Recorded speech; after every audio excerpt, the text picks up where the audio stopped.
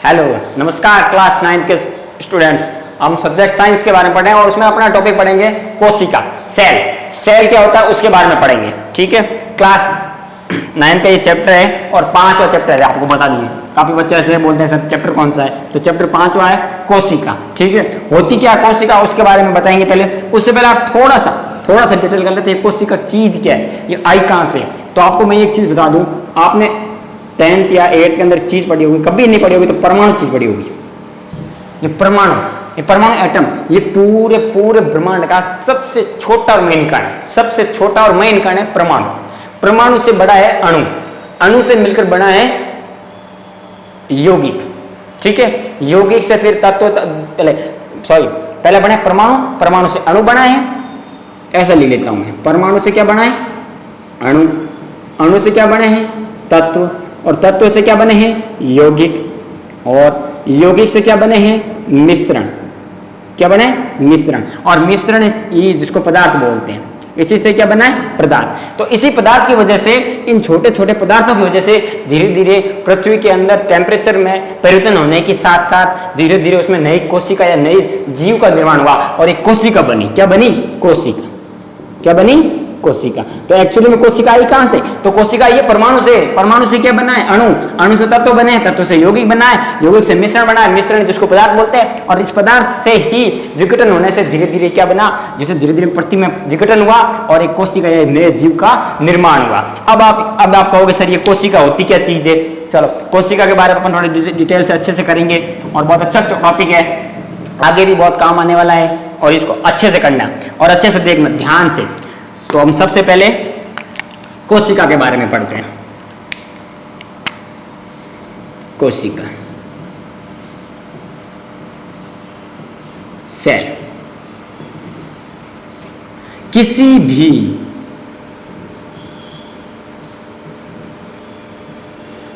शरीर के,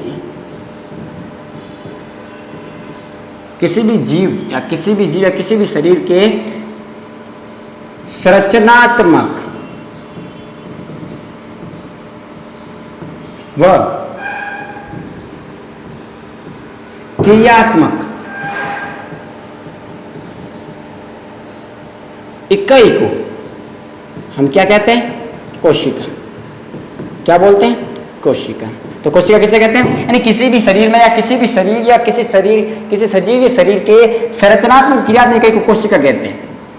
अब आप कहोगे सर कैसे, जैसे मैंने आपको बताया था इस संसार के अंदर सबसे पहले जीव की उत्पत्ति कैसे हुई, परमाणु अणु। तो सबसे पहले जो कोशिका बनी, वो कोशिका ने क्या बताया, किसी भी जीव के संरचना नहीं, उसकी स्ट्रक्चर कैसी है उसके बारे में, और क्रिया यानी काम कैसे कर रहा है उसके बारे में इस चीज ने बताई। कि कोशिका ने क्या बताया इस चीज बारे में कि भाई वो काम कैसे करेगा, वो अपना काम कैसे करेगा, उसकी संरचना कैसी होगी।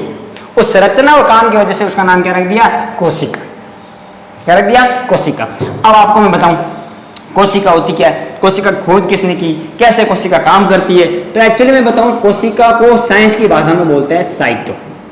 क्या बोलते हैं साइटो। साइटो का मतलब होता है कोशिका। अब आप कहोगे सर साइटो कैसे, तो इसको साइटो कहते हैं और साइटो का मतलब ही कोशिका होता है।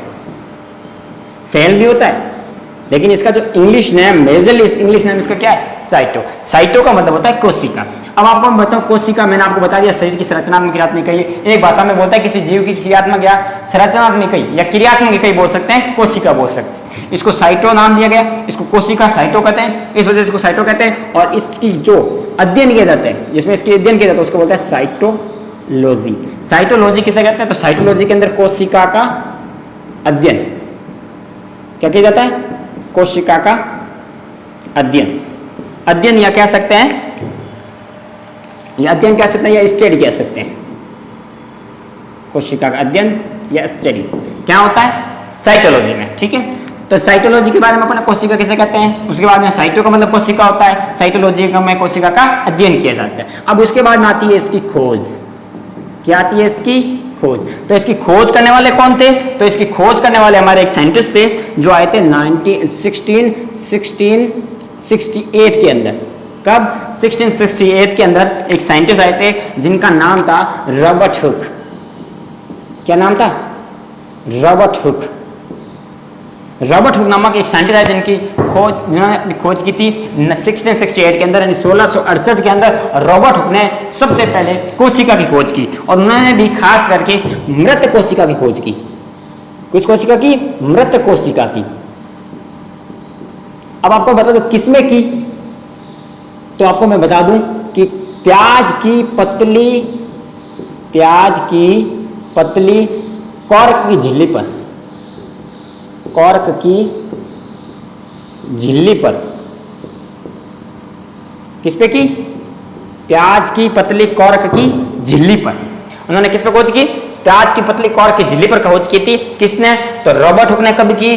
तो 1668 के अंदर, और मृत कोशिका पर की, और प्याज की पतली कॉर्क की झिल्ली पर खोज की थी। और कोशिका कहता है किसी भी शरीर के संरचनात्मक इकाई को कोशिका कहते हैं, और साइटो इसको कोशिका बोलते हैं, और साइटोलॉजी में कोशिका का अध्ययन किया जाता है। और खोज इसकी 1668 के अंदर रॉबर्ट हुक ने मृत कोशिका पर खोज की, और प्याज की पतली कॉर्क झिल्ली पर इन्होंने सबसे पहले कोशिका को देखा।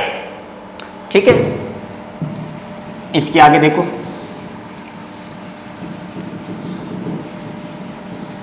ठीक है। उसके बाद अपन देखते हैं और भी आगे साइंटिस्ट है। उसके बाद में 1674 के अंदर, 1674 के अंदर, 1674 के अंदर एक साइंटिस्ट है जिनका नाम था एंटी वॉन ल्यूवेनहॉक। क्या नाम था साइंटिस्ट का? नाम anti von Leeuwenhoek. Anti von Leeuwenhoek नामक एक साइंटिस्ट था जिन्होंने सबसे पहले सजीव, यानी कह सकते हैं जीवित, या कह सकते हैं सजीव या जीवित कोशिका पर खोज की। किस पे खोज की? सजीव या जीवित कोशिका पर।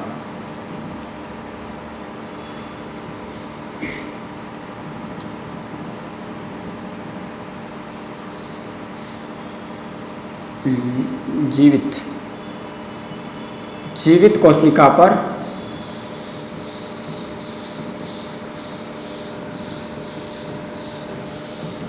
या जीवित कोशिका की।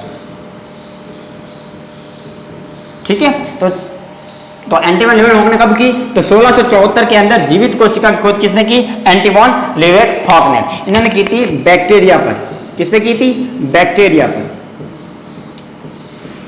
किस पे की थी? बैक्टीरिया पर। इन्होंने देखा था सबसे पहले छोटे मोटे कोई बैक्टीरिया थे, उन पे इन्होंने देखा था कि एंटी वॉन ल्यूवेनहॉक ने एक छोटी सी सेल के बारे में देखा था। उससे पहले आपको मैंने बताया था 1668 के अंदर रॉबर्ट हुक ने की थी, और 1674 में एंटी वॉन ल्यूवेनहॉक ने जीवित कोशिका की खोज की। वो भी किस पे की थी? बैक्टीरिया पे की थी। ठीक है, तो ये तो मेरी थी खोजकर्ता पर, हमारे कोशिका के खोजकर्ता पर। अब इसके बाद अपन पढ़ते हैं, एक अगला टॉपिक लेते हैं कोशिका के बारे में, और बारे में पढ़ते हैं कि कोशिका के सिद्धांत क्या है, कोशिका आई कहां से। वैसे कोशिका करती क्या है? कोशिका ये करती है, देखो मेजरली कोशिका क्या करती है? कोशिका से क्या बनता है? कोशिका से बनते हैं हमारे उत्तक। क्या बनते हैं? उत्तक। ठीक है, और उत्तक से हमारे बनते हैं उत्तक तंत्र। क्या बनते हैं? उत्तक तंत्र। और उत्तक तंत्र से हमारे यहां पर किसका निर्माण होता है? तो उत्तक तंत्र से हमारे बनते हैं कौन? अंग। क्या बनते हैं? अंग। और अंग से हमारे किसका निर्माण होता है? अंग तंत्र का। किसका निर्माण होता है? अंग तंत्र का। और अंग तंत्र से किसका निर्माण होता है? तो अंग तंत्र से निर्माण होता है शरीर या बॉडी का। शरीर या बॉडी का कोशिका ये काम करती है। सबसे पहले कोशिका बनती है, कोशिका से उत्तक बनते हैं, और कोशिका के समूह को उत्तक बोलते हैं, और उत्तक के समूह को उत्तक तंत्र बोलते हैं, और उत्तक तंत्र के समूह को अंग तंत्र अंग बोलते हैं, और अंगों के समूह को अंग तंत्र बोलते हैं। और उसके बाद हमारा क्या बनता है? शरीर बनता है। तो अपन ये कोशिका के बारे में इतनी चीज पढ़ ली। उसके आगे देखो कि भाई कोशिका कैसे बनी, उसके बारे में मैंने आपको बता दिया। कोशिका खोज किसने की? मृत पे बता दिया। उसके बाद में मैंने जीवित के बारे में बता दिया। उसके बाद में कोशिका करती क्या है, कैसे आप इसको संरचनात्मक क्रियात्मक कहीं बोल रहे हो, तो इसने क्या किया? उत्तक का निर्माण किया, और उत्तक से क्या बन गए? उत्तक तंत्र बन गए, और उत्तक तंत्र से क्या बन गया? अंग बन गया, और अंग से क्या बन गया? अंग तंत्र, और अंग तंत्र से किसका निर्माण हो गया? शरीर का निर्माण हो गया। ठीक है,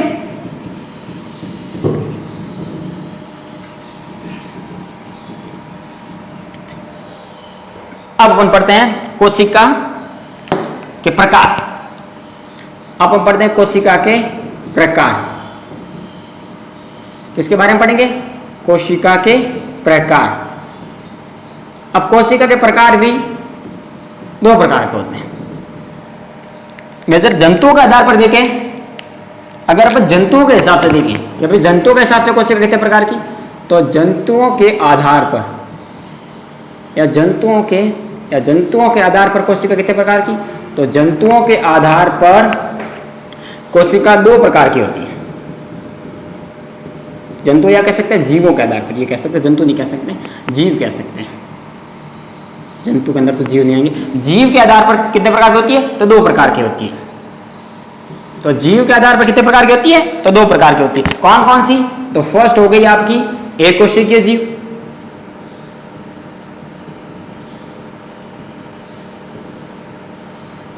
और सेकंड कौन से हो गए, तो बहुकोशिकीय जीव।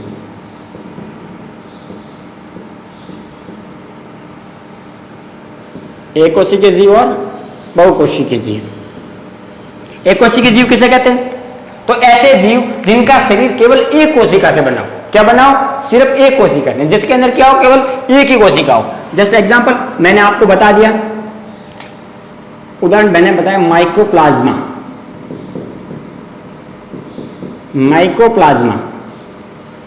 माइकोप्लाज्मा इसका फुल नाम है माइकोप्लाज्मा गैलिस-एपिटिकम। क्या नाम है, माइकोप्लाज्मा गैलिस-एपिटिकम। ये आपको आगे मैं बताऊंगा, इसके बारे में थोड़ा सा डिटेल लिखूंगा, जिसके अंदर आपको मैं बताऊंगा सबसे बड़ा कौन सी कोशिका, सबसे छोटी कोशिका कौन सी है, सबसे बड़ा स्तनधारी वगैरह। मैं आपको पूरी एक सारणी लिखूंगा जिसके अंदर आपको इसके बारे में भी डिटेल में दूंगा। तो सबसे छोटी कोशिका, उसके बाद में हीस्ट हो गए। कौन हो गया, हीस्ट, जिसको अपन उपयोग ब्रेड बनाने में, बियर बनाने में भी लेते हैं। ठीक है, तो माइक्रोप्लाज्मा, हीस्ट, बैक्टीरिया, कुछ ऐसे बैक्टीरिया जिनके अंदर भी एक ही कोशिका होती है। ठीक है, और बहुकोशिकीय यानी ऐसे जीव जिनके अंदर एक से अधिक कोशिकाएं। कोशिकाएं क्या होती है, एक से अधिक कोशिकाएं क्या होती है, एक से अधिक। अब एक से अधिक कैसे, जिसके अंदर एक से अधिक, जिसमें उदाहरण आपको जैसे मानव के अंदर एक कोशिका है क्या, नहीं, एक से अधिक कोशिका है। मानव के अंदर अरबों खरबों कोशिकाएं। अब यहां पर आपको दो तरीके के क्वेश्चन बताता हूं। पहला क्वेश्चन ये आता है कि मानव की संरचनात्मक व क्रियात्मक इकाई क्या है, तो कोशिका है। लेकिन आपको ये पूछे कि मानव के शरीर का निर्माण किस अंग से, क्या शरीर का निर्माण किससे हुआ, तो मानव के शरीर का निर्माण प्रोटीन से बनता है। ठीक है, मानव शरीर बनती किससे, तो प्रोटीन से। लेकिन मानव शरीर का क्या कहते हैं पूर्ण तरह से निर्माण किससे हुआ, तो कोशिका से। लेकिन मानव वो कहते हैं जीव बना किससे, तो उसके अंदर है क्या, तो एक्चुअली में प्रोटीन है। क्या है, प्रोटीन। ये चीज ध्यान रखना, इसमें बच्चे कंफ्यूजन होते हैं। और ये पूछे कि मानव शरीर की आणविक इकाई किसे कहते हैं, तो आणविक इकाई बोलते हैं परमाणु को। लेकिन मानव शरीर की संरचनात्मक और क्रियात्मक इकाई किसको बोलते हैं, तो कोशिका को। मानव शरीर की आणविक इकाई, आणविक इकाई का मतलब समझते हो, आणविक इकाई मतलब छोटी से छोटी इकाई। तो मानव शरीर की छोटी से छोटी इकाई थी परमाणु, जो आपने पढ़ी थी। लेकिन अपन को पूछे मानव शरीर की संरचनात्मक और क्रियात्मक इकाई कौन सी है, तो संरचनात्मक और क्रियात्मक इकाई कौन सी है, तो कोशिका है। जीव के आधार पर कोशिका कितने प्रकार की, तो जीव के आधार पर कोशिका दो प्रकार की। पहली कौन सी, एक कोशिकीय जीव और बहुकोशिकीय जीव। एक कोशिकीय जीव किसे कहते हैं, ऐसे जीव जिनका शरीर केवल एक कोशिका से बना हो, उसे बोलते हैं एक कोशिकीय जीव। और ऐसे जीव जिनका शरीर एक या एक से अधिक कोशिकाओं से बना हो, उसे बोलते हैं बहुकोशिकीय जीव। एक कोशिकीय जीव के अंदर माइक्रोप्लाज्मा है, हीस्ट है, बैक्टीरिया है, वायरस है और बहुत सारे हैं। ठीक है, जबकि बहुकोशिकीय जीव के अंदर अपन वे कोशिका जो एक से अधिक हो, जिनमें कोशिका एक से अधिक हो, उसे बोलते हैं बहुकोशिकीय। उदाहरण के लिए मानव, गाय, भैंस, जितने भी जीव जंतु सभी किसमें आ जाएंगे, बहुकोशिकीय के अंदर। ठीक है, ठीक है, एग्जांपल आपको मैंने बता दिए हैं एक कोशिका और बहुकोशिकीय के बारे में। ठीक है, ये तो अपन इसके बारे में प्रकार के बारे में पढ़ लिया। ठीक है, अब देखो एक और टॉपिक आता है, एक आता है कि विकास और संरचना के आधार पर, विकास और संरचना कैसे को, या केंद्र के आधार पर, विकास और केंद्र के आधार पर कोशिका के प्रकार, केंद्र के आधार पर कोशिका के प्रकार। देखो कोशिका के प्रकार भी दो तरीके से होते हैं। एक तो अपन जीव के आधार पर देख लिया, और दूसरा अपन कौन सा देख लें, विकास और केंद्र के आधार पर। विकास और केंद्र के आधार पर कोशिका के कितने प्रकार होते हैं, तो विकास और केंद्र के आधार पर कोशिका के दो प्रकार होते हैं। कितने प्रकार होते हैं, दो। तो पहला कौन सा है, तो पहला अपन पढ़ेंगे प्रोकैरियोटिक। कौन सा पढ़ेंगे, प्रोकैरियोटिक कोशिकाएं। कौन सी कोशिकाएं? प्रोकैरियोटिक कोशिकाएं। ठीक है, प्रोकैरियोटिक कोशिकाएं किसे, जिसको असीम केंद्र की बोलते हैं। क्या बोलते हैं? असीम केंद्र की। क्या बोलते हैं? असीम केंद्र की। ठीक है, और दूसरा है यूकैरियोटिक। क्या बोलते हैं? यूकैरियोटिक कोशिकाएं, जिसको बोलते हैं ससीम केंद्र की। क्या बोलते हैं? ससीम केंद्र की। एक होता है असीम और एक होता है ससीम केंद्र की। यानी प्रोकैरियोटिक और यूकैरियोटिक कोशिका कैसे, जिसमें ससीम केंद्र की, यानी किसी विकास और केंद्र के आधार पर कोशिकाओं कितने प्रकार में? दो प्रकार की होती है। पहला कौन सा? प्रोकैरियोटिक, और दूसरा कौन सी? यूकैरियोटिक। उससे पहला पर कोशिका का प्रकार पढ़ा था जीव के आधार पर, और ये पढ़ रहे हैं विकास और केंद्र की उपस्थिति के आधार पर, या केंद्र के आधार पर पढ़ेंगे तो ये भी दो प्रकार का होता है, प्रोकैरियोटिक एंड यूकैरियोटिक। प्रोकैरियोटिक को हिंदी में बोलते हैं असीम केंद्र की, और यूकैरियोटिक को बोलते हैं ससीम केंद्र की। अब इसके बारे में डिटेल पढ़ेंगे, लेकिन इसके बारे में डिटेल अपन और आगे से पढ़ेंगे, बहुत ज्यादा डिटेल है। ठीक है, तो अपन आगे देखते हैं इनके बारे में। इनके बारे में आपको अभी मैं परिभाषा ही बता रहा हूं, अंतर आपको बाद में बताया जाएगा, सिर्फ और केवल आपको परिभाषा ही बता रहा हूं। पहले आपको बता देता हूं मैं प्रोकैरियोटिक। सही,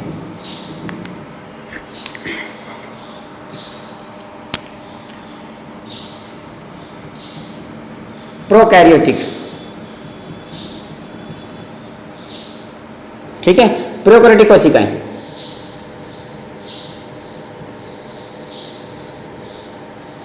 ठीक है, वे कोशिकाएं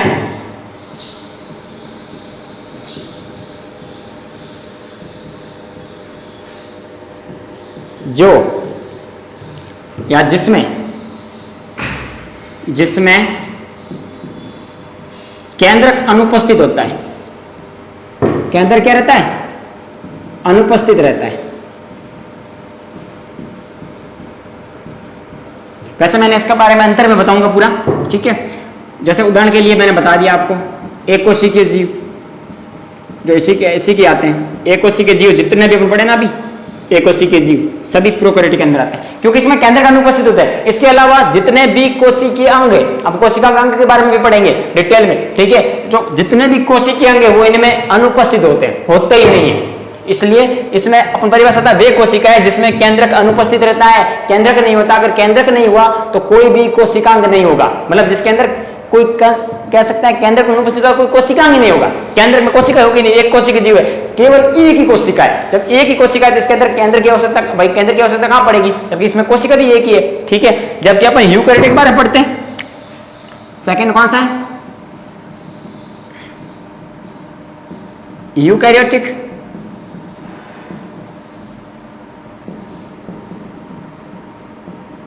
कोशिकाएं जिसको अपन ससीम केंद्र की बोलते हैं। ठीक है, वे कोशिकाएं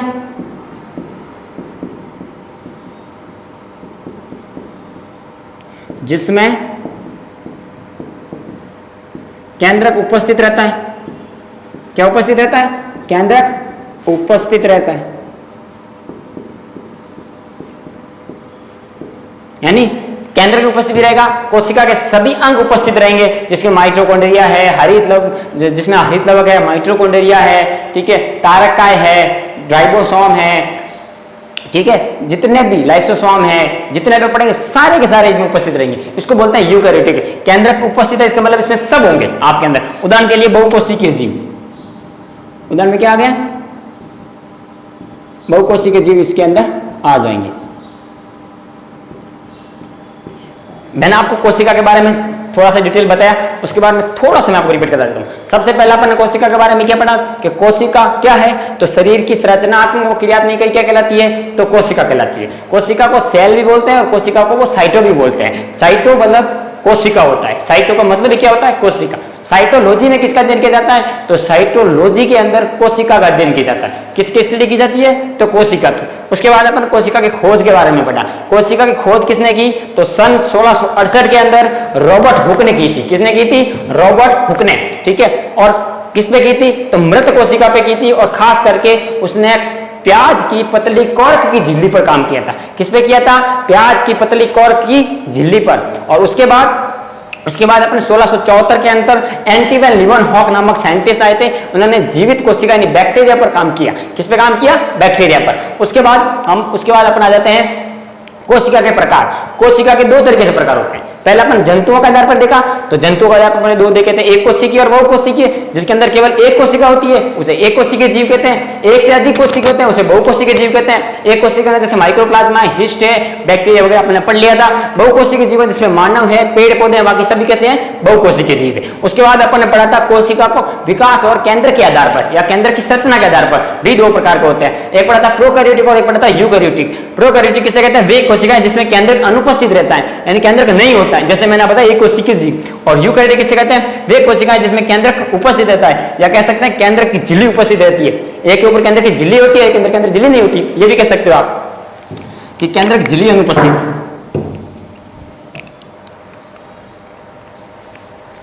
ये भी कह सकते हो केंद्रक झिल्ली अनुपस्थित,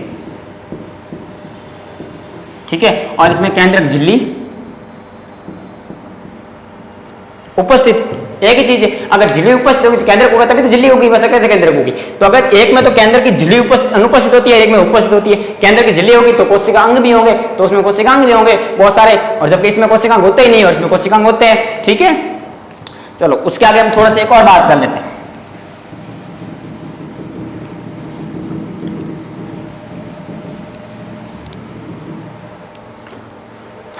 उसके बाद मैं बात करता हूं कोशिका सिद्धांत, ठीक है। कोशिका सिद्धांत,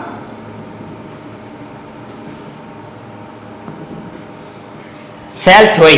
कोशिका सिद्धांत के बारे में सबसे पहले बताने वाले दो स्वीडन साइंटिस्ट थे, इसका नाम था स्वान व स्लाइडन। क्या नाम था? स्वान व स्लाइडन। स्वान व स्लाइडन नामक दो साइंटिस्ट थे जिन्होंने सबसे पहले कोशिका सिद्धांत के बारे में बताया। उन्होंने एक ही चीज बताई कि कोशिका शरीर की संरचनात्मक व क्रियात्मक इकाई है, ठीक है। इसके बाद और भी साइंटिस्ट है, इन्होंने बताया कोशिका, स्वान व स्वीडन ने क्या बताया कि कोशिका शरीर की संरचनात्मक क्रियात्मक इकाई है। लेकिन इसके बाद ये पता चला कि उसके बाद एक और चीज आ गई कि कोशिका का निर्माण, जो पूर्ववर्ती कोशिका का निर्माण हमेशा जो नई कोशिका का निर्माण हुआ वो पूर्ववर्ती कोशिका हुआ, और वो आगे चीज बताने वाले थे साइंटिस्ट है जिनका नाम था विर्चो, ठीक है। उसके बारे में कल डिटेल करेंगे, ओके, ठीक है।